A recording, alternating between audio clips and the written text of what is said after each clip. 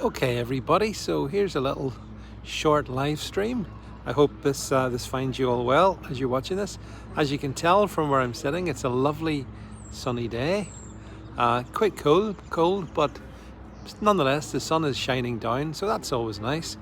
And I'm out in a local town centre here, just a little bit of banking to do. So yeah, the banks are still open. Funny that, mind you, that's about all that's open. So in this high street, the only places that are open are banks, carry sort of cafes, places like that, offering carry-out service. And yeah, that's about it. Even the charity shops are closed. What a world, eh? What a world we live in. Charity shops are closed because COVID. And yet they've got their little rainbow signs in the window. Thank you, NHS. Thank you so much. I'll tell you what I thought was interesting as well. Most of the, this is in Northern Ireland, most of the main stores or what's called non-essential, which of course is an oxymoron, they're all closed. But on the way in, I noticed that the car washes have reopened. Now, car washes are mostly operated by, I think we can say, Eastern Europeans, to put it politely. And so they're open, so they're allowed to open. Not sure why they were ever closed. I don't see how it's conceivable you could possibly catch COVID sitting inside your car while someone else washes it, but again, my reasons. So they're open. So Eastern Europeans working in car washes can earn income, but locals who own shops like those all around me can't. That makes sense, doesn't it? That makes perfect sense. If you want to destroy the local economy, that is, and the indigenous retail outlets, that makes perfect sense. So that's the kind of clown world that we live under here in Northern Ireland. But elsewhere, it's different. So I know in England you've had the great reopening, which isn't really very great, and it's not much of a reopening. But it turns out that the only reason that you've got that is because lockdown saved you. Yeah. So I'm sure you realise that Boris has come out. I've put a video out on it. You should really watch it. In fact, you must watch it. A little video where Boris has said, well, actually, it's lockdown that saved the day, not the vaccine. So all you folks who yeah, well, as has been pointed out, we've got several videos in this one, but the best one is the one I put out this morning. So watch it. Yeah, all you suckers who thought, oh, I'm going to trust Boris because he's a guy you can trust. Mind you, his first couple of wives didn't really trust him, did they? But leaving aside the fact that on a personal level he's patently demonstrated he's untrustworthy, others have thought, well, yeah, the Prime Minister's told us to do that, so I'm going to queue up to get my AstraZeneca. And then I'm going to queue up to get my Pfizer. And then I'm going to get to queue up, according to the BBC News portal this morning, cocktail. I might get a Pfizer. I fancy. I don't know if you're watching this, what you fancy.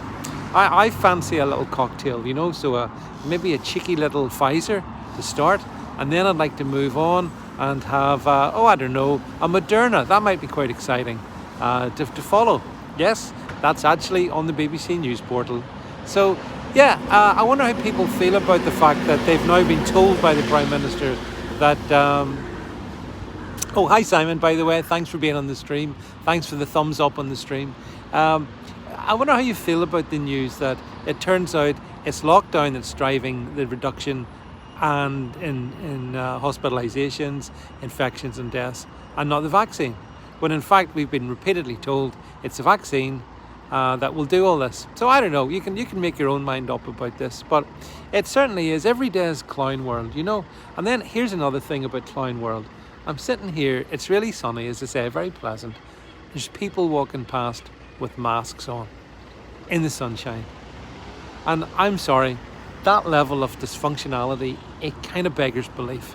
How on earth how can that be? How can you be so stupid as to walk about in the sunshine, a pretty sparsely populated town centre, understandably, because nowhere is open, right? So not many stores are open, only a few shops are open. And yet there's people, I see them here, and they're all ages, they're not all elderly. Some of them just watched a youngish person, maybe in their 30s, walking past with the mask desperately clasped to their face. And I think this betrays what I would call a form of, I don't know, like people have been so conditioned by a year of this that they think that it's simply not safe to go out at all without wearing what they believe to be the protection of a mask, even though there is virtually no evidence to suggest that it conveys the degree of protection that they think. But they think it, therefore it is. And as I say, as I speak to you, literally right now, I'm watching I'm watching two people, an elderly man who with his mask on, but he's just put it down because he obviously finds it hard to breathe. So every now and again he's lifting the mask and he's putting it down. And now another elderly lady who's valiantly walking up the hill in the sunshine with her mask on. This is what the UK has become, folks. There's critical reasoning has been abandoned. There is no critical reasoning. There's just blind compliance to everything that they are told.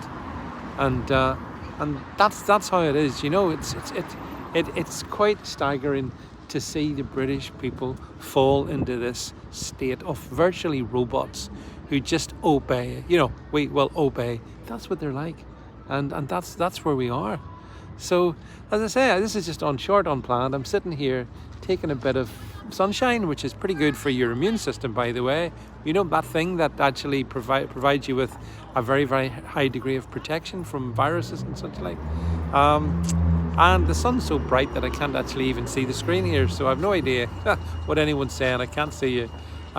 So, like, I will leave it with you like that one. But yeah, just marveling here at the degree of sheep-like behaviour that now typifies the typical Brit. And of course, that's why Boris Johnson can laugh at them. One day tell them vaccines is everything, is your freedom passport. Do you remember he said that? And then the next day tell you, no, it's lockdown, that's your freedom passport. But tell you what, it's a funny kind of freedom that means you have to be locked up to enjoy it, isn't it? As I said in the video I did earlier, the truth of the matter is that we're heading towards lockdown 4.